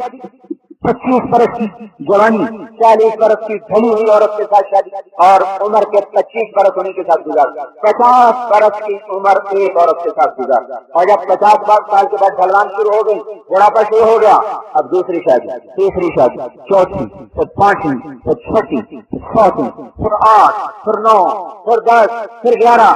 اس کو بھی کوئی شوق کی شادی کہہ سکتا ہے جو بھرپور جوانی تھی ایک عورت کے ساتھ گزارتا. جب دوسری شادی کے حضرت سودا سے وہ بھی 40 سال کے پیٹرن، تیسری شادی آپ نے حضرت عائشہ سے ایک کنواری لڑکی کا، باقی سب یا مطلقہ یا بیوہ یا مطلقہ یا بیوہ. اور اللہ کے امر سے کی ہے ہر شادی. ولا ان تبدل بهن من ازواج ولو اعجبك حسنهن. اللہ تعالیٰ کہہ رہا ہے یہی تیری بیویاں ہیں دنیا میں بھی جنت میں بھی، ان کے سوا تیرے لیے کوئی عورت جائز نہیں. امر الہی سے شادی ہو رہی. حضرت زینب صاحب شادی کرنا ہی نہیں چاہتے. زید بن حارثہ کی بیوی، زید بن حارثہ کو بیٹا بنایا ہوا تھا اور عرب میں دستور کا جس کو بیٹا بنا لے تو وہ سکا بیٹا شمار ہوتا تھا. وہ نام زید بن محمد چلتا تھا، وراثت میں حصہ ملتا تھا. اللہ اس بات کو ختم کرنا چاہتے تھے کہ بیٹا باپ کا ہوتا ہے، یہ کوئی نہیں کہ اس کو میں نے بیٹا بنا لیا. اللہ یہ بات ختم کرنا چاہتے ہیں. تو اللہ تعالیٰ ادعوہم لآبائہم، ان کو ان کے باپ کے نام سے پکارو. کیونکہ حضرت زید کا نام صرف قرآن میں آیا ہے، اس کے علاوہ کسی صحابی کا نام قرآن میں نہیں آیا. اور غالباً اس کی وجہ یہ ہے کہ جب اللہ تعالیٰ نے حضرت زید سے ایک فضیلت کو واپس کیا، کیونکہ زید بن محمد کہلاتا ہے، زید بن محمد آپ نے بیٹا بنایا تھا، بچپن میں کوئی ساتھ لے لیا تھا تو اللہ نے کہا نہیں زید بن حارثہ کہو، زید بن حارثہ کہو. تو زید پر بہت بڑا امتحان آیا کہ ہے میری اتنی بڑی نسبت مجھ سے چھن گئی. تو اللہ تعالیٰ نے اس نسبت کے لینے کے بدلے میں قرآن میں آپ کے نام کو ہمیشہ کے لیے زندہ کر دیا. فلما قضى زید منها وطرا زوجناها. سب بیٹے منہ بولا بیٹا سگا بیٹا، اس کی بیوی بہو انہوں نے دے دی طلاق. اللہ کا نکاح کرو نکاح کرو، اب آپ نکاح کرو. اب آپ نکاح کرنے پہ آ نہیں رہے کہ میں نے نکاح کیا تو سارا عرب کہے گا بہو گھر میں بٹھائی. تو جب آپ نے تھوڑی تاخیر کی تو اللہ پاک نے آسمان سے آئے تو تاکہ فلما قضى زید منها وطرا زوجناها کہا. جب زید نے طلاق دی تو میں نے تیرا نکاح پڑھا. یہ واحد نکاح ہے جو آسمانوں سے ہوا، نہ اس میں ایجاب نہ قبول نہ گواہ نہ وکیل نہ کوئی نکاح کا. ایجاب قبول واجب ہے نکاح میں نے تیرے نکاح میں دیا یہ کہنا واجب ہے. اگلا کہے میں نے قبول کیا یہ کہنا واجب ہے. یہ نہ تو ہو ہی نہیں سکتا. ہمارے قدیر کے نوکر کا نکاح ہوگا تو وہ مولوی صاحب نے کہا ہاں بھائی میں فلانے نہیں تھی اتنے میرے تیرے نکاح جتنی تو قبول کی تھی پانچ جی میں سائنس سارے کی صلاح ہوئے. مولوی صاحب سارے کی صلاح نال نکاح نہیں ہونا تیری صلاح نہ ہونا. تو جب تک وہ یہ نہ کہے میں نے قبول کیا نکاح ہی نہیں ہوتا. کہ یہ ایک وہ نکاح ہے جس کا نہ کوئی نکاح کا ہے، جس کا نہ ایجاب ہے نہ قبول ہے نہ گواہ ہے نہ مہر ہے. آسمان سے اللہ نے کہا میں نے تیرا نکاح زینب سے کر دیا. تو آپ مسکرائے کون جا کے زینب کو خوشخبری دے گا کہ اللہ نے اس کو میری بیوی بنا دیا. تو خاتون بھاگی نہیں گئی، انہوں نے خوشخبری دی. تو زینب رضی اللہ عنہ اپنا ہاتھ اس کے گلے میں ڈالا اور سجدہ شکر میں 2 نفل پڑھے، سجدہ شکر بجا لیں۔ اور یہ 5 ہجری کا واقعہ ہے۔ اس ولیمے پر حضرت زینب نے کہا یا رسول اللہ یہ ولیمہ میں خود کروں گی، میں اپنے پیسے سے کروں گا۔ تو یہ ولیمہ بڑا تکلف ہوا، یعنی ایک گائے ذبح کی گئی اور ایک روایت میں بکری ذبح کی گئی، ایک روایت میں گائے ذبح کی گئی۔ تو غالباً گمان یہ کہ گائے والی روایت زیادہ صحیح ہے کہ ایک گائے ذبح ہوئی اور سارے مدینے کو روٹی کھلائی گئی۔ بکری والی روایت بھی صحیح ہے، معجزتاً اللہ تعالیٰ نے ایک بکری سارے مدینے والوں کو کھلا دی، لیکن ولیمے میں تکلف کیا گیا۔ یہ جو آپ نے کثرت سے شادیاں کی، یہ عورتوں نے دین کے کام کو زندہ کرنے کے لیے تھا کہ عورت اپنے آپ کو صرف بچے پالنے اور پرورش کرنے کی ذمہ دار نہ سمجھے اور صرف روٹی پکانے کی ذمہ دار نہ سمجھے، بلکہ اس امت کی عورت کی ساری دنیا میں اسلام پھیلانے کی ذمہ دار ہے اور سارے عالم کے انسانوں کو اللہ کا پیغام سنانے کی ذمہ دار ہے۔ اللہ تعالیٰ نے اپنے نبی کو 11 بیویاں عطا فرمائیں، تو آپ کی زندگی میں انتقال کر گئی حضرت خدیجہ اور حضرت زینب بنت خزیمہ، باقی 9 زندہ رہیں اور آپ کے بعد کافی دیر تک زندہ رہیں۔ ان 9 گھروں میں ہر وقت اللہ پاک کے دین کی تعلیم چلتی تھی، عورتیں آ کر سیکھتی تھی، آگے اپنے بچوں کو سکھاتی، خامدوں کو بتاتی، بیٹیوں کو بتاتی۔ اس طرح ہمارے نبی کی عورتوں کے ذریعے سے عورتوں میں دین جا رہا تھا، صحابہ کے ذریعے سے مردوں میں دین جا رہا تھا۔ یہ پیغام حق ساری دنیا میں پہنچانا میرے بھائیوں اس امت کی ذمہ داری ہے۔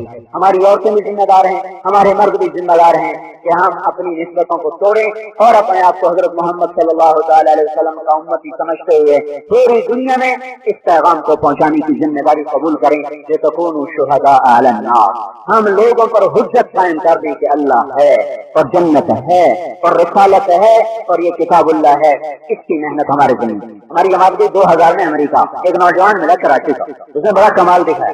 وہاں ایک ییل یونیورسٹی، ییل بڑی مشہور یونیورسٹی، وہاں ایک پروفیسر کا لیکچر تھا عیسائیت پر، PhD ڈاکٹر عیسائیت، یہ بھی اس میں شامل تھا کہ 400 کا مجمع سب PhD، یہ خود بھی PhD تھا۔ انہوں نے عیسائیت کی تبلیغ کی، پھر کہا بھی کوئی سوال، تو یہ کھڑا ہوا تھا میرا ایک سوال کیا 3 خداؤں کو آپ ثابت کریں عقلی طور پر، تو تین ہیں، اس کی کوئی عقلی دلیل ہے ہی کوئی، لہٰذا اس میں اس چکر کھا جاتے ہیں۔ وہ کہتا بس اس کو کڑوا گھونٹ سمجھ کے 3 لوگ 3 ہیں، دلیل ہے وہ کیسے؟ تو جب وہ دائیں بائیں ہونے لگا تو نے کہا میں دلیل دیتا ہوں کہ اللہ ایک ہے 3 نہیں۔ میں نے کہا تمہارے پاس کیا دلیل ہے؟ کہ یہ ہماری کتاب دلیل ہے، ہمارا قرآن دلیل ہے۔ کہ یہ کیسے ثابت ہو کہ یہ قرآن اللہ کی کتاب ہے؟ کہ اس کی میرے پاس دلیل ہے۔ یہ تمہارے پاس کمپیوٹر ہے، سپر کمپیوٹر اس کو کہتے ہیں، وہ 1 منٹ میں 1 ارب زاویوں سے چیز کو دیکھ لیتا ہے، 1 ارب زاویوں۔ کیسے؟ اس کمپیوٹر کو قرآن میں ڈالو اور اپنی انجیل کو بھی ڈالو، اپنی بائبل کو بھی ڈالو، یہ سارا قرآن 19 کے ہندسے کے ساتھ ساتھ چلتا ہے۔ جیسے بسم اللہ الرحمن الرحیم کے 19 حرف، 19 قرآن کی صورتیں 119 ہیں اور 19 اس کے حرف ہیں۔ اس طرح ہر صورت، ہر آیت، ہر مضمون 19 کے ہندسے کے ساتھ ساتھ چلتا ہے۔ تم اسے پرکھو، کہیں 19 کا ہندسہ لوز ہو جائے تو یہ اللہ کی کتاب نہیں۔ اب تم بائبل کو بھی ڈالو، یہ ہر جگہ ٹوٹ جائے گی، ہر جگہ ٹوٹ جائے گی۔ اس سے پتہ چلے گا تمہاری کتاب بدل چکی ہے، میری کتاب نہیں بدل۔ میں نے کہا اچھا ہمیں 1 ہفتے کی مہلت دے دی۔ 1 ہفتے کے بعد دوبارہ سارے وہ PhD کرتے ہوئے وہ پروفیسر آیا، کہ بھائی ہم نے تمہاری کتاب کو دیکھا اور پورا ہفتہ دیکھا، کسی جگہ بھی ہم نے اس میں نہ جھول دیکھا، نہ 19 کے ہندسے کو ٹوٹتے دیکھا۔ تو یہ بات حق اور سچ ہے کہ ایک ہندسے پر اتنی بڑی کتاب کو گھمانا انسانی طاقت کی یہ بات نہیں، واقعہ یہ اللہ ہی کا یہ شاہکار ہے۔ اور اس پر 70 آدمی مسلمان ہوئے، بشمول وہ PhD پروفیسر جو عیسائیت کی دعوت دینے آیا، اس کے ساتھ 70 PhD مسلمان ہوئے۔ ہمارا ایک نوجوان بھی اگر ہمت کر لے تو یوں اسلام کا ذریعہ بن سکتا۔ ہم نے کبھی سوچا ہی نہیں کہ ہم نے دنیا میں اسلام پھیلانا۔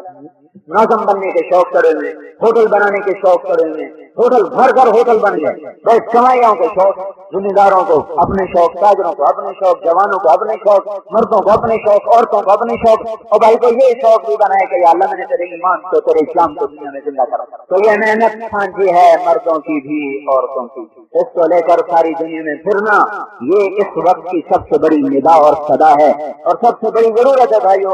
ایک آدمی کا کلمہ پڑھ لینا 700 زمین کی بادشاہی سے بڑی تھی۔ جبلہ بن اہم عرب سردار تھا، مرتد ہو گیا، مسلمان ہوا پھر مرتد ہو گیا، پھر روم چلا گیا، وہاں استنبول میں روم کے بادشاہ نے اس کا بڑا اعزاز کیا۔ حضرت عمر نے ایک وفد بھیجا، وہ وفد اس سے ملنے گیا، انہوں نے اس کو اسلام کی دعوت دی۔ وہ کہنے لگا میں مسلمان کیسے ہو سکتا ہوں، میں نے تو بہت بڑی غلطی کی۔ تو انہوں نے اس سے کہا کہ تو خالی اسلام چھوڑ کے آیا ہے، طلحہ نے اسلام بھی چھوڑا، نبوت کا دعویٰ بھی کیا، توبہ کر لی تو عمر نے اس کی توبہ قبول کر لی، اب وہ ہمارے ساتھ ہے، تو توبہ کر تیری بھی قبول ہو جائے گی۔ کہنے کا ٹھیک ہے میں توبہ کرتا ہوں، مسلمان ہوتا ہوں، پر میری دو شرط۔ پہلی شرط یہ کہ عمر اپنی بیٹی میرے نکاح میں دے، دوسری شرط یہ ہے کہ اپنے بعد خلافت مجھے لکھ کے دے۔ وہ کہنے لگا بیٹی کا مسئلہ تو میں ابھی طے کرتا ہوں، تو میں عمر کی طرف سے میں ضامن تجھے نکاح میں اس کے بچی لے دوں گا، لیکن حکومت کا مسئلہ خلافت کا اجتماعی ہے، میں اکیلا فیصلہ نہیں کرتا۔ ان کا ٹھیک ہے یہ میری شرط عمر کو بتا دو۔ یہ وفد واپس آیا، حضرت عمر کو بتایا تو حضرت عمر نے فرمایا ارے اللہ کے بندے خلافت کا وعدہ بھی کر دیتے، دوزخ سے تو بچ جاتے، دوزخ سے تو بچ جاتے، کہہ دیتے کہ حکومت بھی دے دیں گے تو مسلمان ہو جاؤ۔ ایک آدمی کو مسلمان بنانا پوری سلطنت کو داؤ پہ لگانے سے ہمیں زیادہ محدود ہوتے ہیں، ہم سلطنت داؤ پہ لگا سکتے ہیں، ایک آدمی کو کفر نہیں دیکھ سکتے، یہ ہمیں مزاج دیا گیا۔ پھر ایک دفعہ دوبارہ آپ نے وفد بھیجا تو آپ نے ان سے کہا اب جب جاؤ تو جبلہ سے کہنا ہے کہ عمر کہہ رہا ہے کہ میں وعدہ کرتا ہوں حکومت بھی تمہیں دے دوں گا، تو مسلمان ہو گیا۔ تو یہ وفد جب وہاں پہنچا استنبول میں، تو جب یہ شہر میں داخل ہے تو آگے سے ایک جنازہ آ رہا، انہوں نے پوچھا کہ کس کا جنازہ ہے، ان کا یہ جبلہ بن اہم کا جنازہ۔ تو بھائی یہ تو ایک شخص کو اسلام پہ لانے کے لیے پوری حکومت کو دو سے لگانے کو تیار، یہ جذبے دوبارہ زندہ ہو جائیں ہمارے بچوں میں، ہماری بچیوں میں، ہمارے مردوں میں، ہماری عورتوں میں۔ اس کے لیے وقت لگانا پڑے گا، نکلنا پڑے گا، سیکھنا پڑے گا۔ آپ کے پاس سارا پاکستان آتا ہے، اگر آپ مری والے تبلیغ کا کام اپنا کام بنا لیں تو جو لوگ یہاں گناہ کرنے آتے ہیں وہ بھی توبہ کر کے واپس، بلکہ آپ اپنی کمائی سے سمجھو کہ جو بھی آئے گا اس سے توبہ کروائیں، کیونکہ اکثر آنے والا مجمع غفلت ہے، اکثر آنے والے لوگ غافل ہیں، 5 انگلیاں برابر نہیں ہیں، لیکن اکثریت ایسوں کی آتی ہے جو یہاں وقت ضائع کرنے آتے ہیں، گناہ کرنے آتے ہیں۔ آپ صرف ہوٹل کا فکر نہ کرو ہم نے ہوٹل چلانے، آپ اس کے ساتھ ساتھ یہ فکر کرو ہمیں ان سے توبہ بھی کروائیں، ان کو اللہ کے رسول کا غلام بھی بنانا ہے۔ یہ سوچ اگر آپ کی زندہ ہو گئی تو مری میں بیٹھے بیٹھے سارے پاکستان کے لوگوں میں آپ کے برکات، آپ کے ثمرہ جا سکتے ہیں، کہاں سے لوگ توبہ کر کے جائیں گے، آپ کا کھاتا کھلتا چلا جائے گا۔ ہر ہوٹل کو مسجد کا نمونہ بنا دو، ہر کرائے کے کمرے کو مسجد کا نمونہ بنا دو کہ جو بھی آئے وہ شرم سے گناہ کرنا چھوڑ دو۔ ماحول ایسا بناؤ کہ انہیں شرم آئے گناہ کرتے۔ اب تو ماحول ایسا بنا ہوا ہے کہ گناہ کے لیے دعوت چلتی ہے اور گناہ کے لیے شے ملتی ہے۔ آپ بھائی ایسا ماحول بناؤ کہ گناہ کرنے والا بھی توبہ کر کے جائے گا، شرم آتی ایسے پاک ماحول میں میں کیسے گناہ کروں۔ تو ماحول ایسا بناؤ تو انشاءاللہ آپ کا کھاتا سارے ملک میں کھل سکتا ہے اور اس کے ذریعے سے ساری دنیا میں کھل سکتا ہے۔ اس کے لیے بولو بتاؤ بھائی آج تک جو ہوا اس سے تو کرو توبہ۔ اللہ بڑا کریم ہے، بڑا مہربان ہے، معاف کرنے کو بڑا پسند کرتا ہے۔ جو ہو گیا یا اللہ معاف کر، اور معافی کا دروازہ اس کے ہاں کھلا ہوا ہے موت تک، جب تک سانس نہ ٹوٹے موت توبہ کا در کھلا ہوا ہے۔ اس پر تو ہم توبہ کریں اور آئندہ اس زندگی کو اختیار کرنے کی نیت کریں جو اللہ کا رسول لے کر آئے، پاک زندگی، پاکیزہ زندگی، اللہ کے ہاں مقبول زندگی۔ اس کو سیکھنا بھی ہے، اس کو پھیلانا بھی ہے، اس کو لے کے پھرنا بھی ہے۔ نبوت والی عبادات کے ساتھ نماز زندہ ہو، روزہ زندہ ہو، زکات دینے والے زکات دیں، جن پر حج فرض ہے وہ حج کریں، نبوت والے اخلاق کے ساتھ معاف کرنا سیکھیں، درگزر کرنا سیکھیں، برے سے اچھا بننا سیکھیں، گالی دینے والے کو دعا دینا سیکھیں۔ ہمارا انتقامی معاشرہ ہے، انتقامی۔ جب خاوند کسی سے لڑ پڑے تو بیوی سے بھی کہتا ہے تو نے اس سے بات نہیں کرنی ورنہ تمہیں طلاق دے دوں، اور عورت کسی سے لڑ کے آ جائے تو میاں سے کہتی میری اس سے لڑائی ہوگی تو نے ان کے گھر میں نہیں جانا ورنہ تیرا گھر چھوڑ کے چلی جاؤں۔ ہم نے یہ کانٹے جو بوئے ہیں ان کو ہم نے کاٹنا ہے، اور حضرت محمد صلی اللہ علیہ وسلم کی محبت والی اخلاق والی زندگی کا دودھ بچھیرنا ہے کہ ہم نفرت کے بدلے میں محبت دیں، گالی کے بدلے میں دعا دیں، اور غصے کے بدلے میں نرمی دیں، اور ذلت کے بدلے میں ان کو عزت دیں۔ جو ہم سے توڑے ہم اس سے جوڑیں، جو ہمارا حق چھینے ہم اس کو ساتھ ادا کریں، جو ہم پر زیادتی کرے ہم اس سے معاف کریں۔ یہ معاشرہ اپنے بچوں میں بچپن سے تیار کر دیں۔ کل کو یہ بچہ جب جوان ہو کسی بچی کو لے کے چلے تو اس کی رعایت کر کے چلے۔ یہ لڑکی کل کو کسی کے گھر میں جانے والی ہے تو جب کسی کے گھر میں جائے تو ان کی راحت کا سامان بنے۔ یہ نہ ہو کہ پہلے دن سے دیواریں کھنچوانا شروع کر دے کہ دیواریں بنا دو، مجھے الگ کر دو۔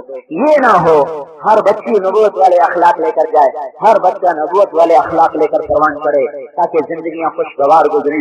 پیسے سے زندگی نہیں خوشگوار ہوتی، نبی والے اخلاق سے زندگی خوشگوار ہوتی ہے۔ اب آپ بولتے جاؤ، بتاتے جاؤ، یہ لکھتے جائیں، انشاءاللہ آپ کی بھی زندگی بدلے گی، ہماری بھی بدلے گی۔ آپ بولو بھائی کون تیار؟ یہ تیرا کے لوگ بڑے سمجھدار ہیں، انہوں نے اپنی طرف سڑک نہیں بننے دی، نہ بجلی کو آنے دیا ہے نہ سڑک کو آنے دیا۔ وہ کہتے ہیں ان کا موقف یہ ہے جہاں بجلی چلی جائے اور سڑک چلی جائے وہاں بے حیائی بھی چلی جائے، اور بہت حد تک یہ بات ان کی ٹھیک، کافی حد تک یہ بات ٹھیک۔ وہ سارے تیرہ میں کوئی زنا نہیں، کوئی زنا نہیں، کوئی شرابی نہیں، اور پہلے ان کی قتل کی دشمنیاں تھیں، یہ گناہ ان میں کثرت سے تھا۔ جب سے تبلیغ کا کام چلا ہے اللہ نے اس کو بھی نہ ہونے کے برابر کر دیا، بہت کم رہ گیا۔ شروع میں بہت زیادہ تھا، گھٹتے کرتے کرتے بالکل ختم ہو۔ تو وہ بڑے سمجھدار لوگ ہیں، انہوں نے بجلی کو آنے دیا نہ سڑک کو آنے دیا۔ جب سڑک جاتی ہے، بجلی جاتی ہے، تو پھر ساری یورپ کی تہذیب کی آہستہ آہستہ آہستہ وہاں پہنچ جاتی ہے۔ لیکن اس کے باوجود شہروں کے نسبت پہاڑوں پہ اثرات کم، کیونکہ باطل کا زیادہ زور بھی ادھر ہی ہوتا ہے، شہروں پر زیادہ زور، وہاں نسل خراب ہوگی تو اس کے اثر چاروں طرف پھیلتا چلا جائے گا۔ آپ بھائی اگر تھوڑی بھی محنت کر لیں گے تو شہر میدانی علاقوں سے زیادہ اچھے نتائج لیے جاتے ہیں۔ ایک تو پہلے فطرت سے زیادہ قریب، دنیا بھی عام طور پہ اتنی زیادہ نہیں ہوتی، زندگی بھی مشقت کے پہاڑ کو چڑھنا اترنا چڑھنا اترنا، جسم بھی مضبوط ہوتا ہے۔ شہری لوگ سہولت پسند ہوتے ہیں، آسان زندگی کے عادی ہو جاتے ہیں، دین مشقت کو چاہتا ہے، مشقت والے مزاج کو چاہتا ہے۔ تو عام طور پر جو شہری طبقہ ہوتا ہے اور خاص طور پر مالدار طبقہ، وہ دین کے کام سے اپنی سستی کی وجہ سے محروم ہو جاتا ہے کہ نہ وہ گرمی سہ سکتے ہیں نہ سردی سہ سکتے ہیں، نہ روکھی سوکھی روٹی کھا سکتے ہیں، نہ وہ پیدل چل سکتے ہیں، نہ وہ اپنے جسم سے پسینہ برداشت کر سکتے ہیں۔ تو اس لیے ہمارے نبی نے پناہ مانگی، اللہم انی اعوذ بک من العجز والکسل، یا اللہ میں تجھ سے پناہ مانگتا ہوں سستی اور کاہلی، سستی اور کاہلی۔ تو پہاڑی زندگی ایسی ہوتی کہ اس میں سستی آ نہیں سکتی، ایک دفعہ اوپر چڑھنا نیچے اترنا ساری سستی تو گئی۔ آپ لوگ دنیا میں دین کے کام کرنے کے لیے بہت فٹ ہیں۔ حضور صلی اللہ علیہ وسلم کو اللہ تعالیٰ نے ریگستان میں پیدا کیا تاکہ ایک نسل چاہیے تھی جو دنیاوی سہولتوں کی عادی نہ ہو، جو گرم ہواؤں کو سہ سکیں، سرد ہواؤں کو سہ سکیں، بھوکے پیاسے چل سکیں، پیدل چل سکیں، پہاڑوں پہ چڑھ سکیں۔ ریگستانی کوہستانی لوگوں کو اللہ تعالیٰ نے حضور کا صحابی بنایا اور ان کو ذریعہ بنایا دین اسلام کو چمکانے اور پھیلانے کا۔ اگر ہر بستی میں مسجد کو 24 گھنٹے آباد کرنے کا نظام چل جائے، 5 وقت نماز تو ہوتی ہے، لیکن اس کے علاوہ ہر بھائی مسجد کو وقت دے کہ ہمیں اپنی مسجدوں کو آباد کرنا ہے، حضور صلی اللہ تعالی وسلم والی مسجد کا نمونہ بنانا ہے، تعلیم بھی ہو، ذکر بھی ہو، تلاوت بھی ہو، ترغیب بھی ہو، نماز بھی ہو، یہ ساری چیزیں مسجد کے ماحول میں زندہ ہوں اور ہر مسلمان اپنا کچھ وقت مسجد میں گزارے۔ یہ مسجد کا نظام پوری امت کو جوڑنے کی ایک شکل ہے۔ محلے کی مسجد پورے محلے کو جوڑتی ہے، جامع مسجد پورے شہر کو جوڑتی ہے، عیدگاہ جو ہوتی ہیں عیدگاہیں یہ سارے علاقے کو آپس میں جوڑتی ہیں، اور جو بیت اللہ کی مسجد ہے وہ ساری دنیا کے مسلمانوں کو آپس میں جوڑنے کے لیے اللہ نے حج دیا۔ حج امت کے اجتماعی مسائل کو اکٹھے بیٹھ کر سوچنے کا بھی ایک نظام ہے، عبادت ہے، اور دوسری طرف یہ پوری امت میں اجتماع اور جوڑ کو پیدا کرنے کا ذریعہ ہے۔ اگر ہم اپنی مسجدوں کو آباد کریں، کوئی پورے گاؤں میں بے نمازی نہ رہے۔ چند سال پہلے اکثر نماز پڑھتے تھے، اب بجلی آ گئی، سڑکیں آ گئیں، ٹیلی ویژن آ گیا، گانے آ گئے، موسیقی آ گئی، اور ٹی وی کے بے حیا پروگرام آ گئے۔ سب جو نوجوان نسل ہے وہ دین سے دور ہوتی جا رہی، نماز سے غافل، قرآن سے غافل۔ تبلیغ اس سارے ظلمت کا تبلیغ توڑ ہے۔